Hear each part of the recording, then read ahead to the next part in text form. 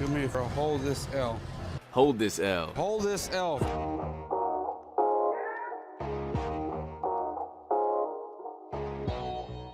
What up? What up? Welcome to another episode of Hold This L with your hosts Lonnie and Cappel. What up, bro? How you doing this morning, man? I'm doing good, man. Been stuck in this house because of this tropical storm weather. It's been raining like crazy out here, but outside of that, I'm good. Got baseball back, so I've been getting it in. What about you? Oh man, bro. Excited, man. NBA coming back. Finally got to play some FanDuel. Won a little money. So yeah, man, I'm excited. I'm just excited to have sports back in general. To kind of touch on it, man, you were talking about that tropical storm, man. I mean, has it been pretty rough down there? We got a little bit of rain here, but I know not probably as nearly as bad as y'all. I mean, honestly, I don't know how bad it is throughout Houston. Like I said, I've been in the house the whole time. I just know it's been raining. I'm pretty sure it's bad in certain areas. You know, Houston is a flood city, so I'm pretty sure that some places they got some real high water, a lot of inches of rain. But here it's just been raining where I live. It's nothing major. It's just a rainy day. Right now it's actually not that bad, so I'm hoping to maybe get a little run in after this, so I can before it start raining again because it's supposed to rain all day again today. So, Right. but yeah, like I said, I've been taking advantage of this in this advantage of this time being in the house.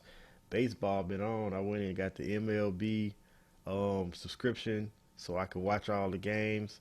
I did the 3 day trial because I didn't know how I felt about doing the whole year, so I just did the 3 day free trial.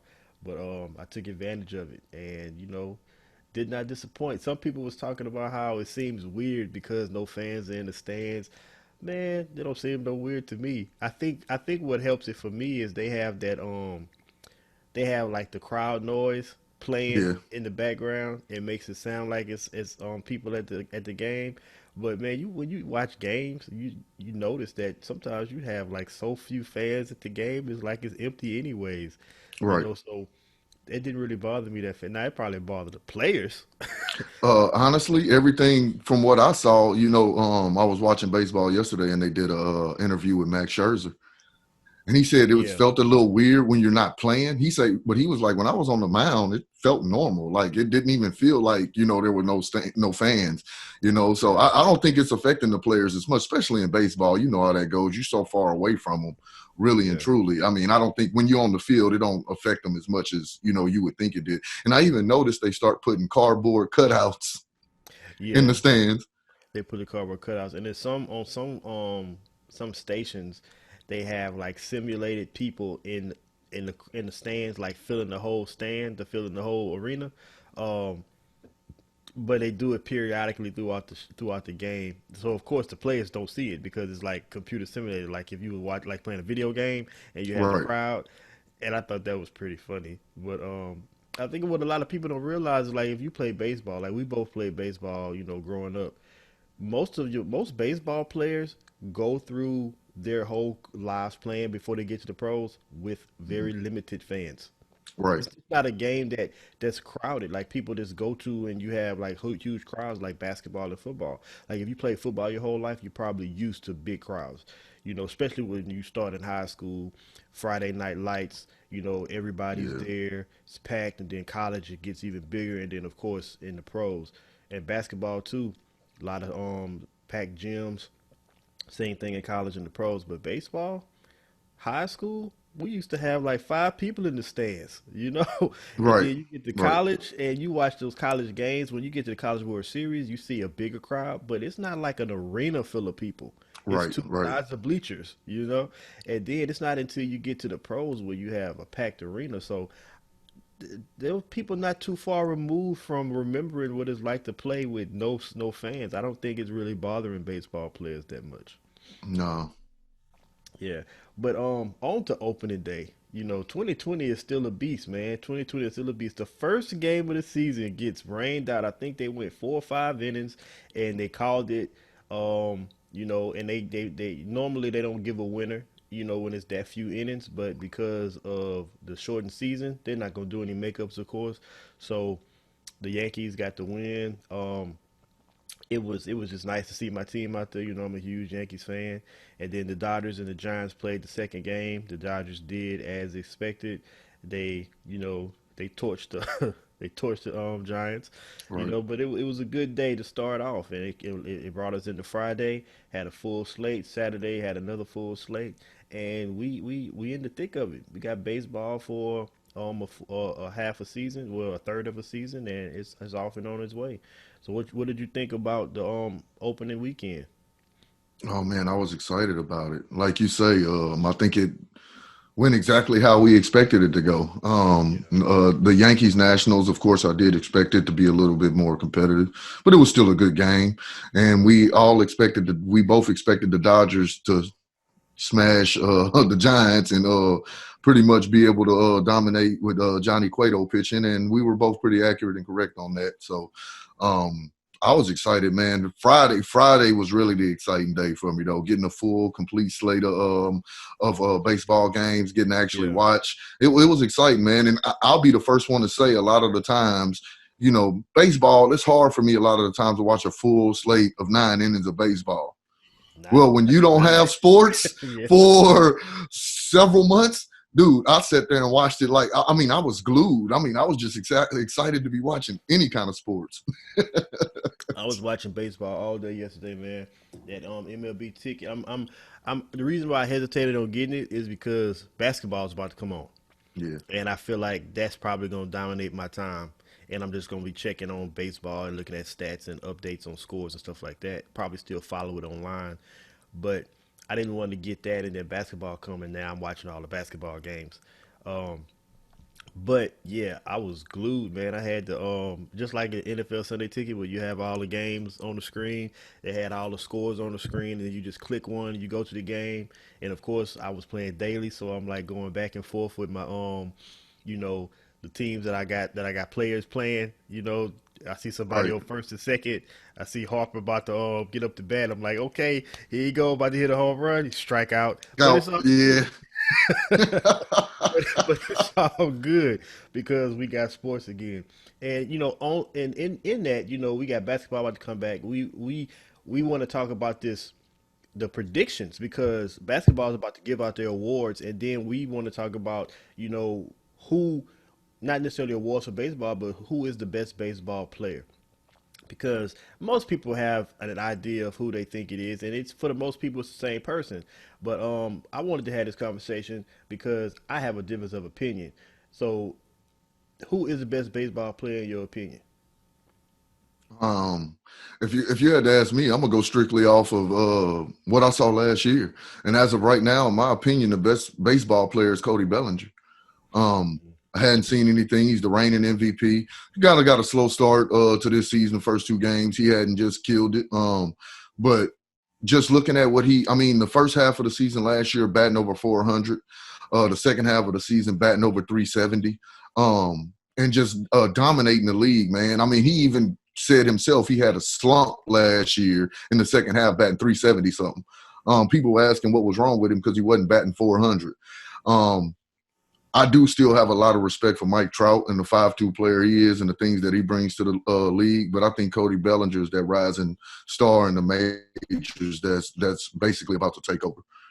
Yeah, I think that's a good pick. He's not my pick. Most people pick Mike Trout. I honestly thought you was probably gonna go with Mike Trout because I mean it's a good pick and it's an easy pick and then you can defend it definitely. But Christian Yelich, in my opinion, is the best player. The only reason why he don't get the accolades that he deserves is because he plays on a team that's not a playoff team.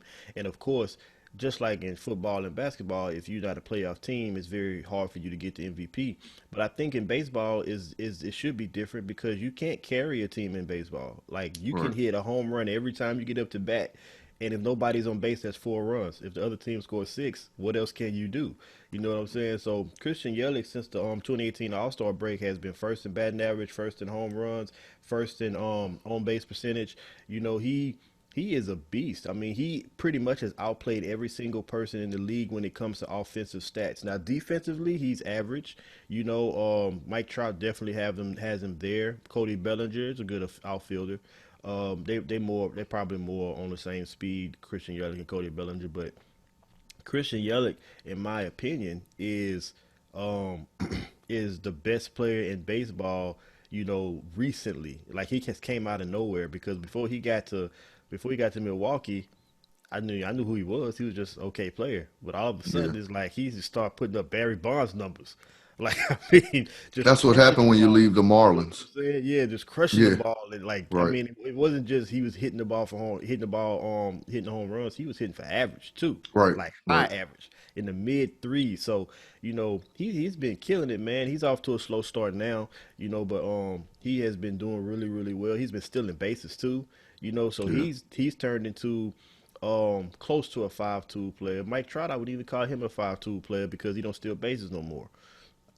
He may still have that ability, but because you don't do it, I don't give you that credit. So it is what it is. But you know, yeah. So I think Christian Yelich is my favorite. I'm not favorite, but he's the best baseball player in the league. Who you think the National League and American League and the MLP MVP is going to be this year? Um, right now, from what I'm looking at and the way the season started, I'm gonna be honest with you. My American League MVP is Giancarlo Stanton.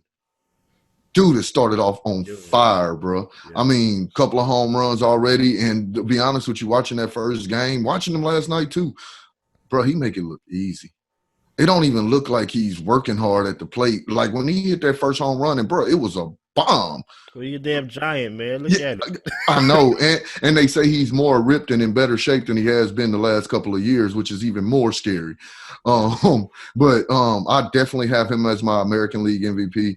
National League MVP, I'm only gonna piggyback off of last year, and I'm gonna go back with, like I said, Cody Bellinger. And the reason I say that, and can't really give a pick based off of. I mean, we've only had 3 days of baseball, and to be Yeah. honest with you, nobody's really stood out yet to say, man, he like Giancarlo. In the first couple of games, he stood out as I'm ready. I'm gonna have a monster year. I really hadn't seen anybody in the National League so far that's saying that already. Most of your big players are kind of starting off slow. So I mean, if I had to pick, I would say Cody Bellinger because I think he's gonna pick it up, and I don't see nobody. Maybe Christian Yelich, but like you say, playing with the Brewers, I'm not sure if he's gonna get the notoriety that he deserves. So I would probably go back with Cody Bellinger because I would imagine he's gonna pick it up pretty quickly. Yeah, I have to agree with you on the National League MVP is Cody Bellinger. Like I said, even if Christian Yelich has the same kind of year that he had last year, his team is not going to make the playoffs. This is a shortened season. I mean, the good thing about this season is it's shortened, so they Right. could catch fire.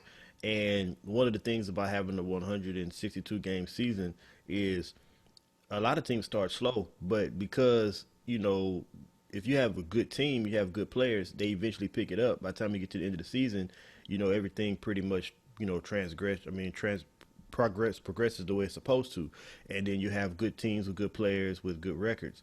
But if a 60 game season, with a 6 game season, like you could start off fast and put yourself in position to get to the playoffs and have a chance to win it all. So if that happens for Milwaukee, Christian Yelich has a chance. But just based off of the teams where they are now, what we expect them to do, yeah, I'm with you with Cody Bellinger. And American League, if I would have made my if I would have made my pick, if I would have been, I'm being fair in my pick for before the season. If I would think about my pick like after these first 2 games, I'm 100% with you with Giancarlo Stanton because the way he started off, man, the boy is killing it. But my prior pick before the season was Aaron Judge. I feel like it's his time. He should have won it in 2017 when Jose Altuve won it. I didn't agree with them giving it to Jose, even though I do like the Houston Astros. But Aaron Judge, maybe I'm a little bit biased, but I think in a 60 game season, I think he started off slow, so he ain't really it's 2 games in, or 3 game, well, yeah, 2 games in for them. This will be the third game today, so he started off kind of slow, but I feel like Aaron Judge is going to be the MVP this year. This is his time.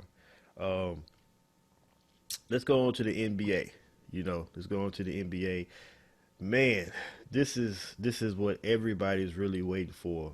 National Basketball Association preseason games have already started. I've been watching clips. The Lakers looking good. Ooh.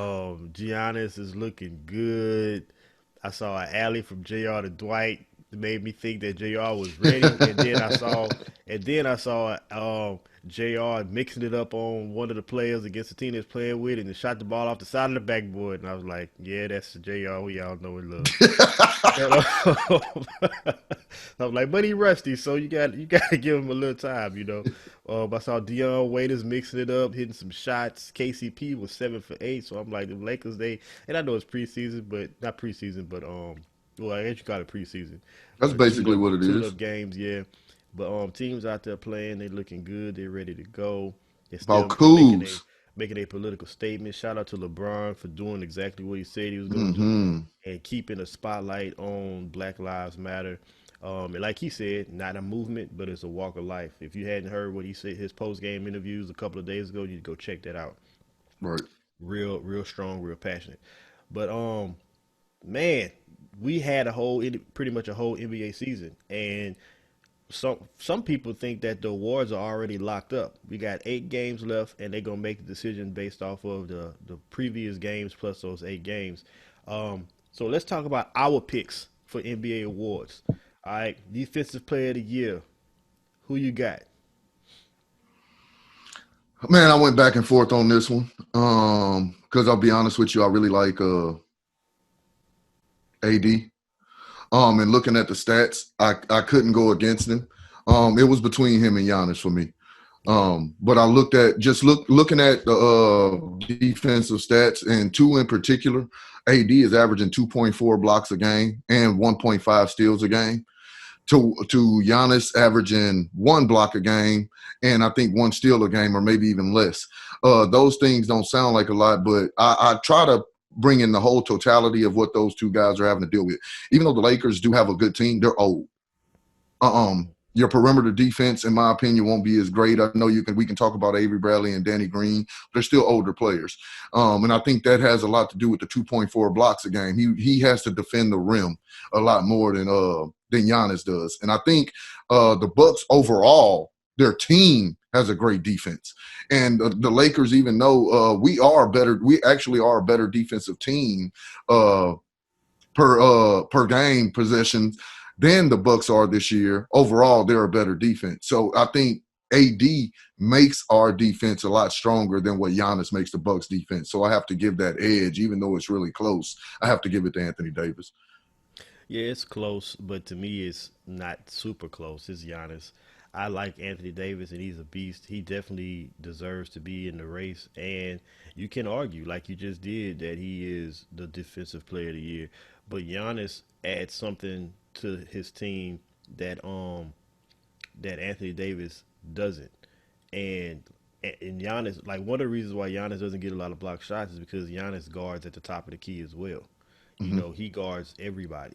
You know, he doesn't have a lot of shots against him because they're passing the ball to other people to shoot because he's a lockdown defender. Anthony Davis is a great defender, but he is not as good of an on ball defender as somebody like Giannis is.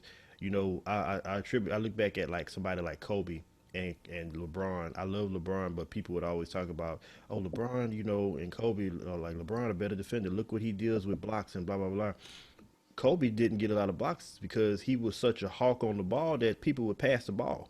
You know, that's what an on ball, like a lockdown defender does. LeBron, he's not as quick on his feet as a defender, but he's definitely somebody like that that will come behind you or and get a block. You know, he sprints down the court, he gives blocks like that, and when he wants to defend, he can give you fits. But he wasn't like Jordan, not like Kobe. Like those are like lockdown. And Giannis is like that at 7 feet tall. You know, so I look at that part of it. That's the context that you don't necessarily get with the stats when it comes to looking at steals and blocks. You know, if a person doesn't get the opportunity to block shots, he's gonna have less block shots. You know, because he's that much of a ball hawk. He's that much of a defender when he's 1-on-1 with players. And as much as I love Anthony Davis, I think Giannis is the defensive player of the year, and I think he's actually gonna win that one.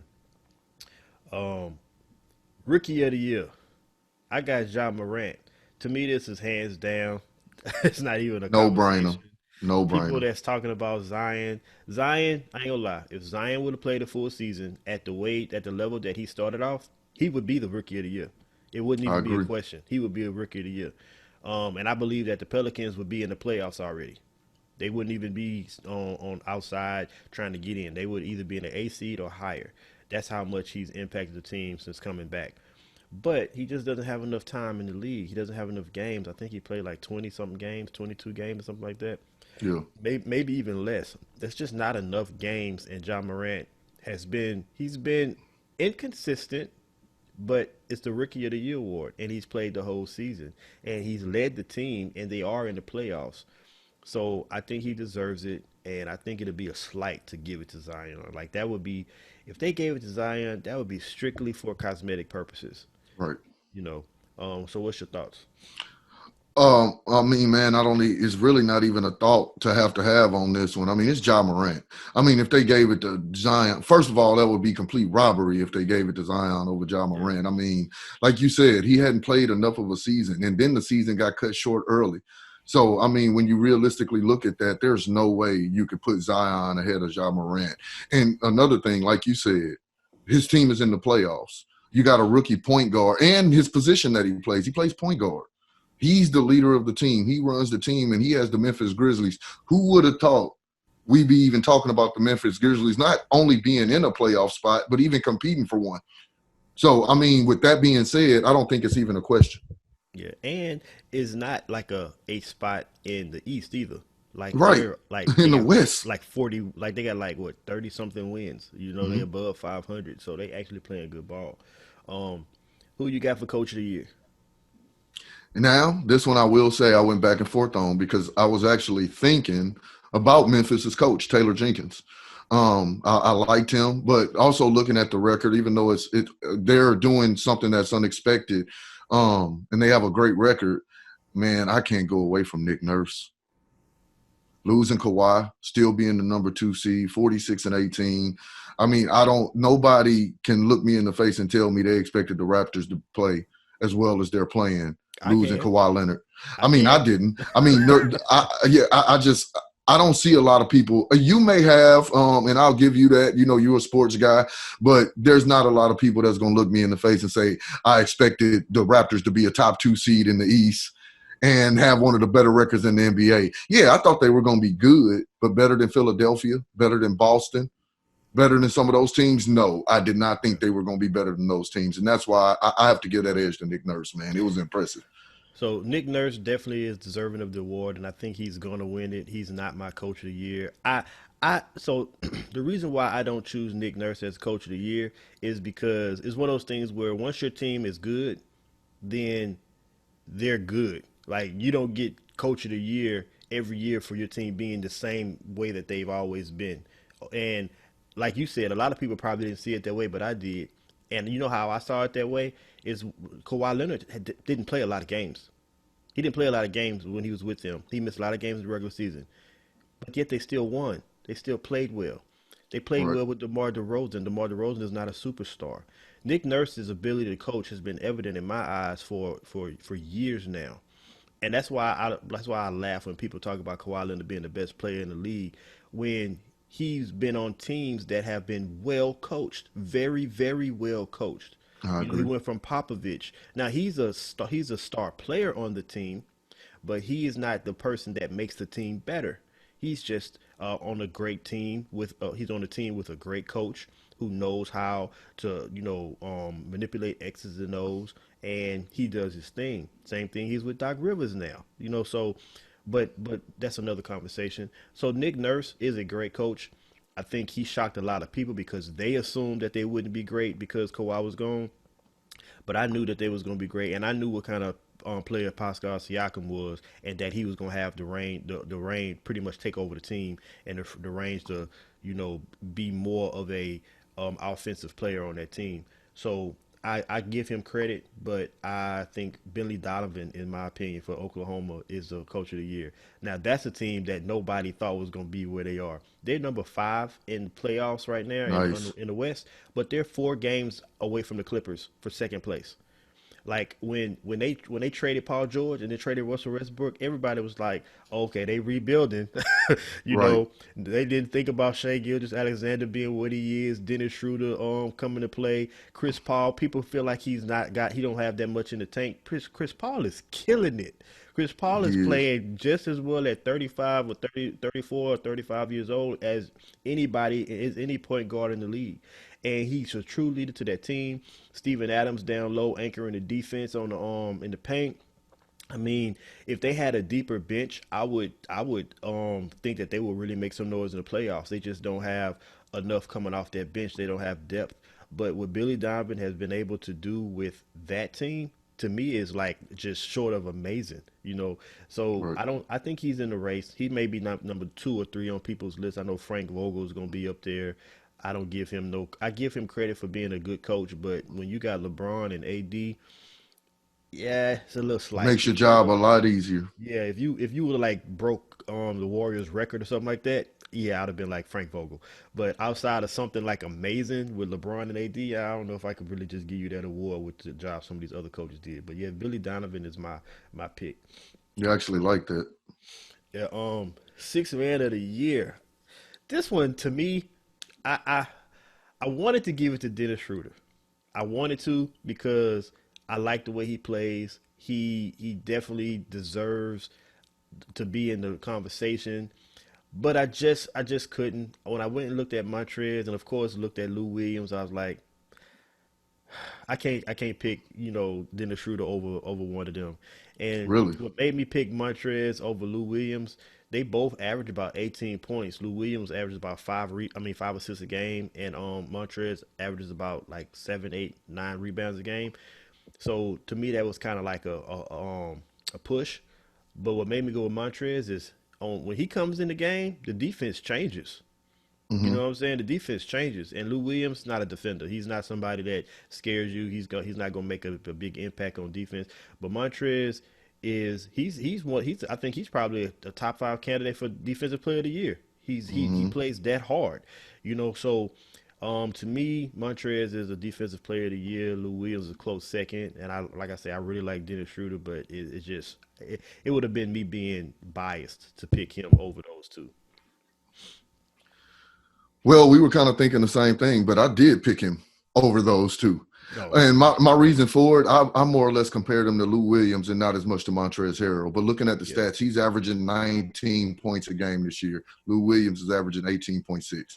Lou Williams is averaging 5.7 assists, but he's averaging 4.1. Not too bad, especially when you got Chris Paul. He's averaging Lou Williams a little bit more, 3.7, I think, rebounds a game, which is a little bit more than Lou Williams. And he's averaging about 2 more minutes a game. And he's shooting 46% from the field versus Lou Williams, 41%. Looking at all that and taking it into context and looking at the team that he's playing with, you tell me who would it be easier to come off the bench and play for and put those kind of stats up, OKC or the Clippers?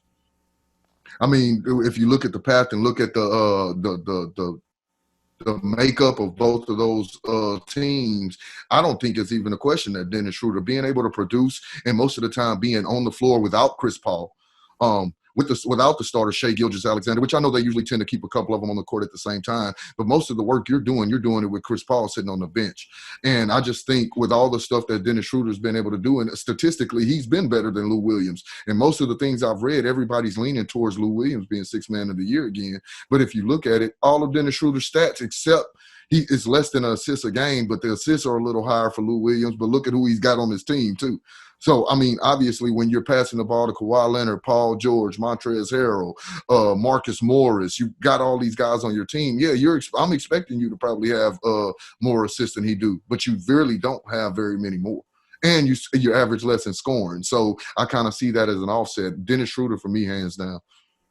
Yeah, yeah, I think that's a good argument between those two. I just feel like Montrezl Harrell, what he adds on the defensive side, neither one of them can add, and he does just as well offensively. And where he lacks in assists, he makes up in rebounds because he has his position. But it's gonna be interesting. I think you're right. I think Lou Williams is gonna be the one that eventually that wins it. But I think the race is between Lou Williams and Montrez just based off what I was looking. I think most people have Schroeder at third, but I agree with you. Like Schroeder should be right up there at number 2 or he could win it. Like if he won it, it wouldn't be a slight at all. But I think Montreal's gonna end up getting that most improved player. Who you got? Easy. Brandon Ingram. Just watching him play in New Orleans this year. Don't get me wrong, probably had me a little upset because I don't know where that was. I know he didn't get the ball as much playing in LA, and he's more of a ball dominant type of player. But even playing with New Orleans, I mean, he has the ball in his hand, but not all the time. But to me, the difference between Brandon Ingram I saw last year with the Lakers and the Brandon Ingram I saw this year with the New Orleans Pelicans is a completely different player. By far, to me, the most improved player in the NBA. Not even close. Yeah, I agree. This was hand down Brandon Ingram. He's gonna win that award. There's not even anybody I can even compare him to. I can't even think of who would be a second person. Like if he didn't get the award, who would get it? I don't even know who would be like who's a person that really showed any improvement coming into the league. Maybe Markel Fultz. you know, Yeah, so that's a he good probably one. would be a candidate if it wasn't for Brandon Ingram. But yeah, Brandon Ingram hands down. You know, I mean, I believe a lot of motivation came along with being traded to the Pelicans. You know, a lot of pressure was taken off of him. He was able to do what he does best without being excoriated like in Yeah. LA. And he definitely is meeting expectations. So oh, definitely. He's definitely gonna win that award. And finally, the big one. I already know your choice, but MVP of the league. It's LeBron James. I know a lot of people say Giannis, and I can't argue that. I mean, I can't argue that choice as far as like a hands down conversation. It's a debate. But for me, it's LeBron James. LeBron James is having his first 2010 season. It's like 26 points, 27 points a game, 10 rebounds a game. I mean, 10 assists a game, and about 8 rebounds, almost a triple double at the age of 35. He took the Lakers from not being in the playoffs for about 7 years to being a number one seed. People want to say, I heard somebody make the ridiculous argument that AD is the best player on the team. They didn't even make the playoffs last year. If you follow basketball and stop being biased and being stupid about your disdain for LeBron, he had them number three in the East before he got hurt. And then while he was hurt, that whole fiasco about trading Rajon Rondo and trading other players to get AD in the middle of the season, all that happened. It killed the chemistry. And by the time he came back, it was over with. Right. It was over with. You know, so all that played into why they didn't make the playoffs. Had he played, he continued to play, and he did get hurt, and that situation didn't go the way it went with the trade for Anthony Davis in the middle of the year. They would have been in the playoffs. I don't know how far they would have went, but they would have made the playoffs. So this whole idea that AD is the one that makes them the better team, that's ridiculous. Stop it. But LeBron is doing it at the age of 35. Giannis, or you know what, I'm gonna go let you go ahead and go. I don't want to try to make all the points. Go Well, ahead. one of the things I want to point out, a lot of people, and you know, my answer is LeBron. Um, but I'm gonna tell you why. I don't want to just say it. You know, a lot of people have been talking about, well, LeBron got AD. Well, I guess, you know, and I will say, yeah, he got AD. They're top three player, top five player for sure. But I want people to think about something because everybody talking about, well, Giannis, you know, Giannis is taking that team. That team is good. Let's keep in mind, Chris Middleton is an all-star. Eric Bledsoe could be a potential all-star. You got three players on that team. You got one superstar in Giannis, MVP, and you got three or four guys around them that are all-star caliber. And I say caliber, you know, when I say that, I'm not saying they are all-stars, but they're very, very good players. And you can't just throw that to the side. Brook Lopez is a really good player. How many stretch centers you see that can block shots and shoot threes? That gives you a versatility that a lot of teams don't have. You got Giannis. Giannis can't really shoot. Let's just be honest about it. So when you have people like the Chris Middletons and the Eric Bledsoes, you can make Giannis one dimensional. But they have good enough players around them to be able to offset it. Plus, let's be honest, they're in the East. Now, for the last several years before LeBron came to the West, what's everything? Oh, yeah, 9 straight times, but he's in the East. He's in the weak East. He's in the weak East. But now that he's left the East and went to the West, it's like, why aren't we giving Giannis the same issue? He's in the East. So, yeah, they have the best record and not much better than the Lakers. But you got LeBron James in the West, the deep West, which now has the Clippers with Kawhi Leonard and Paul George. You got the Houston Rockets with Westbrook and James Harden. You got the Denver Nuggets. You got the Utah Jazz. You got some stout teams, man. And I don't even see how it's a debate that LeBron got the Lakers as the number one seed in a Western Conference that we clearly know is still pretty stout. And he's averaging almost a triple-double. You know how hard it is to average 10 rebounds, almost 10 rebounds a game when you have Anthony Davis, JaVale McGee, and Dwight Howard under the goal? I'm saying all this stuff to say, man, I don't see how you take it away from him. I really don't. Yeah, all those points are good, and I agree with all of them. Giannis, in my opinion, when you look at the team and how it's constructed, they are a good team. I do believe that if Giannis wasn't on their team, they'd still be, they would not still, I don't believe, I know for a fact they'll still be a playoff team. They'll be at least a 5 seed. They would definitely have a record over 500 still. And if you look at the bottom 3 teams are under 500. Definitely the bottom 2 teams, Brooklyn and Orlando, I think it is. Mm-hmm. I think it's the bottom 3 teams are under 500. Milwaukee would be above 500. They'll probably be like number 5. Who knows? They may be a 4 or 3 seed. Depending on how great the coaching is, they could be more like a Toronto. Right. So I do believe they have a good team. People say that Giannis carries the team. No, he's just the best player on the team, and he's a great player. Right. People try to liken that team to the Cleveland Cavaliers when LeBron was taking his team to the playoffs when he had Mo Williams and Gilgaskis. No, that wasn't that team was not like this Milwaukee Bucks team. Like Mo Williams was an all-star. Like I've heard of comparisons. Like Mo Williams was an all-star of the year because he had LeBron. Middleton is an all-star because he has, Giannis. No, it's not the same team. LeBron off that team, they don't even make the playoffs. They're a bad team, which was evident when he left. So well, go ahead. Not to interrupt you, but to chime in. If you think about it, Giannis missed a few games this year. You and I both play fantasy, and we saw what Eric Bledsoe and what Chris Middleton did.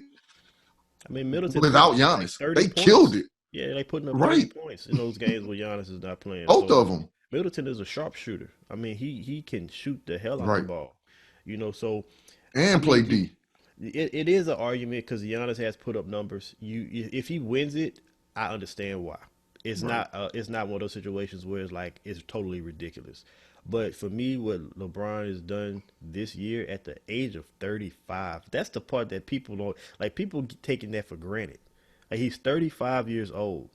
His team is in first place in the West, and he's having one of the best seasons of his career, stat wise. Right. And you're just gonna gloss over that because Milwaukee has the number 1 record, the best record in the league. Nah, I don't think so. It's LeBron, but we'll see what happens. I think these late games are going to have a lot to do with who wins the award. And this is what I really wanted to talk about, the picks for Eastern Conference Finals and Western Conference Finals and who will be in the finals, the NBA Finals this year. So who do you have for your Eastern Conference Finals and Western Conference Finals pick to be in the finals? I think it's a pretty popular vote, but Lakers and the Bucks. Yeah. That's who I have this year, and I think that's a matchup I want to see. I want to see all the talk. I want to see Giannis versus LeBron. I really want to see it. I want people talk about LeBron and all that. Let's put him in that spot. Let's see who comes out better. Like I say, I don't see how people, the comparison. I understand the numbers, but when it come down to it, bro, LeBron is a monster. I mean, he makes the team better. He can pass. He can rebound. He can score. He can do everything. He can shoot. Something that's been a knock on LeBron. LeBron hitting threes from dang near mid-court. So, I mean, the maturation in LeBron's game over the last couple of years and just seeing those two, I think it's going to be an awesome matchup. But when I look at it, I don't see nobody in the West, even the Clippers, competing with the Lakers. And I see nobody in the East, maybe Philadelphia.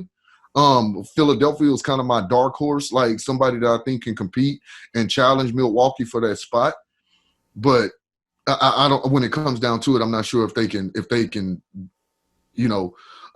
dominate or get over that hump. Joel Embiid would have to have a massive series, protecting that rim against Giannis for them to overtake Milwaukee. So, my picks, not the Lakers and the Bucks. It's the Lakers and the Sixers. So people look at the Sixers as a dark horse because they got the talent, but I look at the Sixers as probably if not the best team in that league, the number 2 team. I think people looked at how they played this year and they were like, nah, they just not meeting expectations. It's true. They didn't meet expectations. You can question the coaching ability of the head coach. He's made some questionable decisions. Questionable coaching moves. But this is a new season. Like, if you literally look at it, this is a new season. Ben Simmons is 100% because he got hurt towards the end of the year, and he's been pushing it, working. He's been shooting the 3 in preseason. He's been shooting it. He's went to see a psychologist to like help him feel more comfortable, catching and shooting the ball.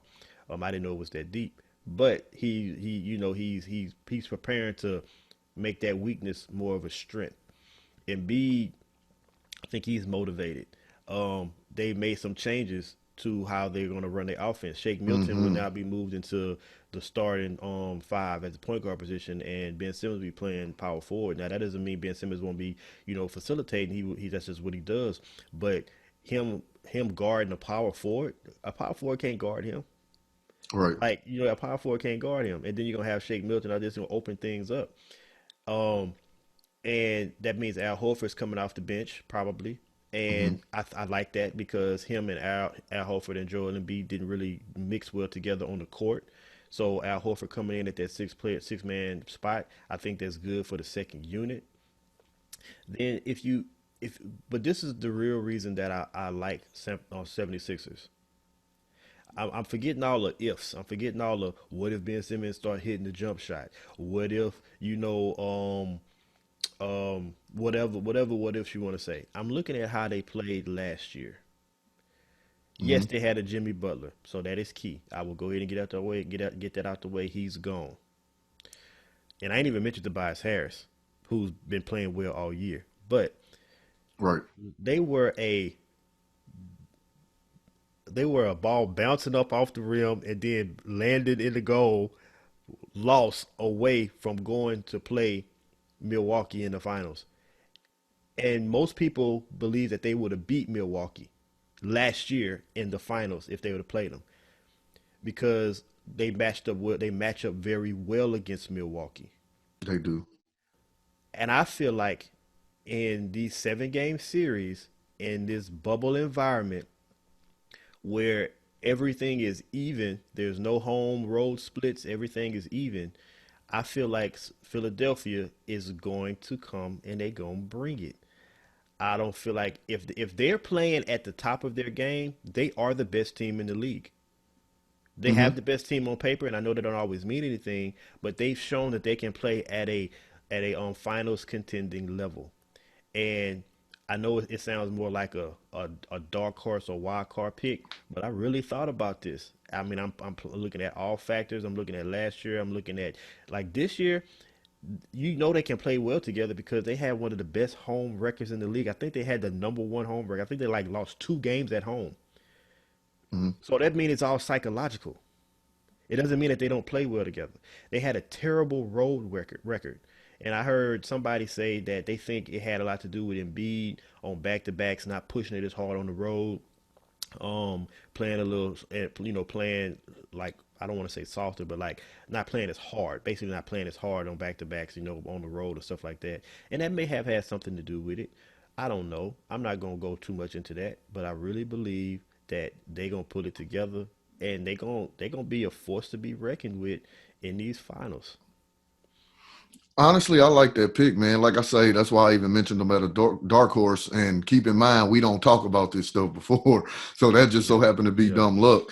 But the thing is, even what you say, I kind of take that into consideration because even with Philly, they hadn't played great all year, but Josh Richardson was hurt for several games.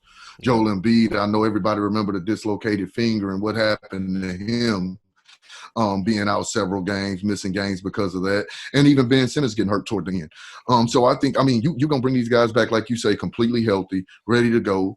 And I think it's major, kind of just to kind of jump off what you said, it's changing that lineup up. Putting Shake Milton at the point, Richardson at the 2, Tobias at the 3, and putting Ben Simmons at that 4 position. Now, my thing is, if Ben Simmons can hit shots, if he can actually, just a couple, he don't need to hit 4 or 5 threes a game. If he can hit 1 or 2 just to where they can respect him, you're 100% right. There's not a power forward in the game that can guard him. But if they can lay off of him and create that space and he can't hit the jump shot, that's where the problem will come in at. But if he's able to hit 1 or 2 threes or just mid-range jump shots a game, yeah, they're going to be real dangerous and hard to deal with. I agree with that 100%. Yeah. It's going to be interesting. Like I said, I'm ready to get back at it.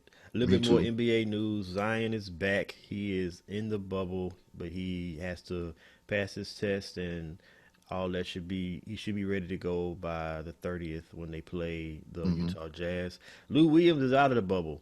It's funny. He went out of the bubble reportedly for a funeral, and it was reported that he went to a strip club in Magic Atlanta, City. Magic City. To check this out. He went there to eat. Don't nobody go to a strip club to eat. You might get food while you're there, but that's not the reason you went. Like, oh, I'm hungry. Let me go get some food at Magic City, a strip club. Nah, bruh. Nah, we ain't buying that one. But if he did that, that may jeopardize his him being able to start. If the investigation showed that he actually went to a strip club, but whether it was to eat or not, because I could see a scenario where a place like Magic City, the strip club is closed, but because they sell food, they open so they can sell food and still make some money. So that's a possibility. I didn't go and research and see. I didn't really care that much. Right. But if it does show that he went to a strip club, he will have to be out, I think, 10 to 14 days. Mm-hmm. That means that he won't be able to start, which in the grand scheme of things is not a huge deal because he'll be in for the playoffs. But like I was saying earlier about the Oklahoma City Thunder being 5 games out, that's at I mean 4 games out. That's at the 5th seed. You still got Utah, you got Houston, you got Denver. They could eclipse the Clippers at that number 2 seed. They can move up. The Clippers can fall down. So it's a big deal that Lou Williams might not be there to start. Pat Beverly still is not back, and Montrezl Harrell is still not back. Mm-hmm. Now the team may have some inside information about when they come back. They may not be worried, but us as fans, we don't know what the hell going on. So we don't know when they're coming back. So, Right. you got 3 major Clippers who are not with the team right now. And Zubac just got back. I don't even think he's going to be ready. They're talking about Joakim Noah having a lot of run at the center Mm-hmm. position, maybe even starting. So hearing all that makes me think that those guys may not be back in time for the start of the season on Thursday. So just keep your eyes open for that. Fantasy picks. Let's talk fantasy. We getting close to our time, so we're not gonna run through this though because we know fantasy is important.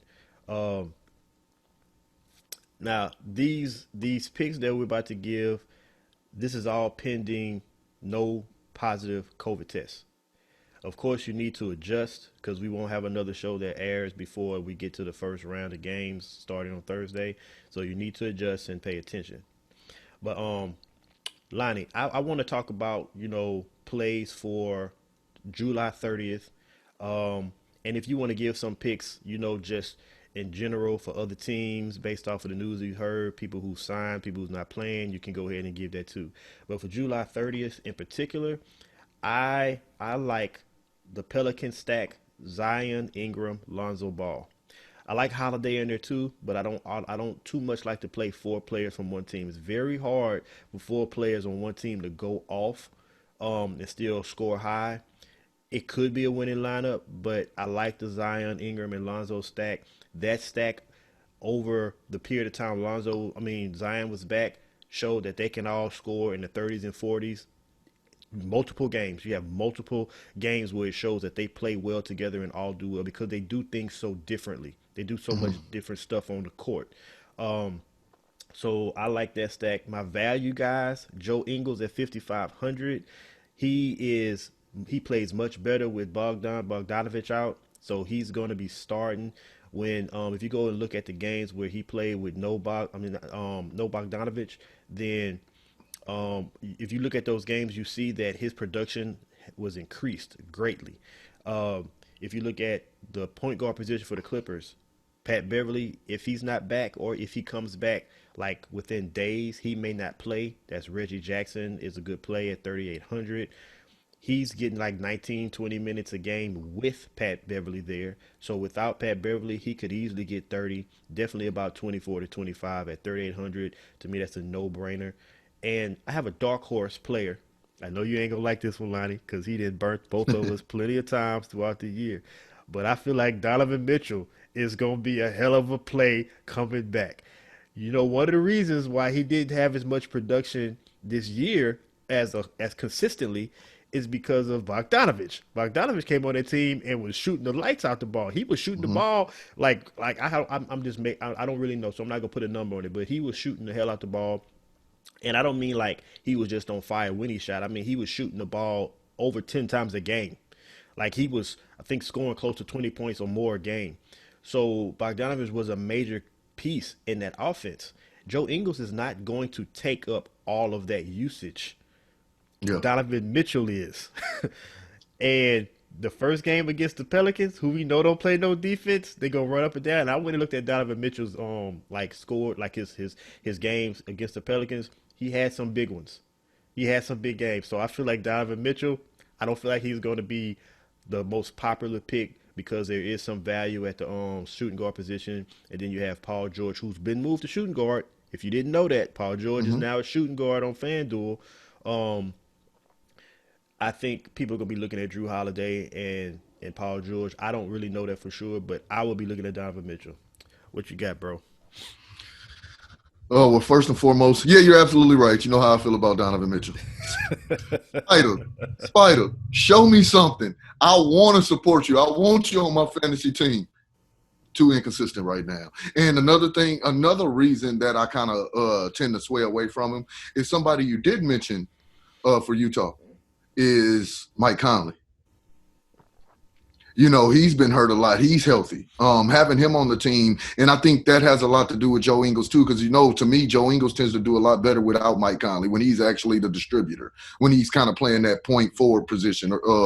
And having Mike Conley back, he kind of takes that away. I like Mike Conley going up and down the court against the New Orleans Pelicans. He's like kind of my dark horse pick that a lot of people probably not thinking about. Another person that I like that I don't know how you feel about it is Dion Waiters. I think Dion Waiters is going to get a lot of minutes and a lot of opportunities to score for the Lakers. I think they're going to need that extra punch, missing Avery Bradley and also missing Rajon Rondo. I think he's going to be an intricate part. J.R. Smith, maybe not as much coming out. I got to see a little bit more from him. But Dion Waiters, I think he's going to be a big part of it. But I agree with you 100% with I'm more of a Zion-Lonzo Ball combo. Just the chemistry, they've had instant chemistry together since Zion stepped on the court. Just the alley-oops, the way they play. Lonzo he just looked way better when he had Zion on the court. I like Brandon Ingram too. I just feel like when you have Lonzo and you have Zion to go along with Brandon Ingram and Drew Holiday, he doesn't get to be as ball dominant as he did when those guys were out and not playing. So as much as I do like Brandon Ingram, not as much as I like just the combo of the two of Drew Holiday. Not Drew Holiday, I'm sorry, Lonzo Ball and Zion Williamson. I think that's just a major punch. I also love your Reggie Jackson pick. Not only because of Pat Bev, but we don't know what Lou Williams coming back. What if he's not playing? So that 19 to 20 minutes for Reggie Jackson could go almost up to almost 30. With no Lou Williams if he's not back on that first game on the 30th. So I think Reggie Jackson is a big pick you want to keep your eye on. But when it comes down to it for those games, I have to this one is pretty obvious, but just keep an eye on AD. I think AD is gonna murder it their first game back. I mean, like you said, no Montrezl Harrell. If he don't play, oh man. So like I say, I expect big things from AD in that first game back.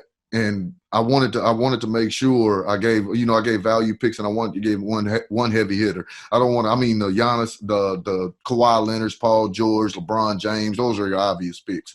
So you're going to have them in your lineup if you're able to fit them. And I think that's why it was important for us to give some plays to be able to fit all those guys on your lineup.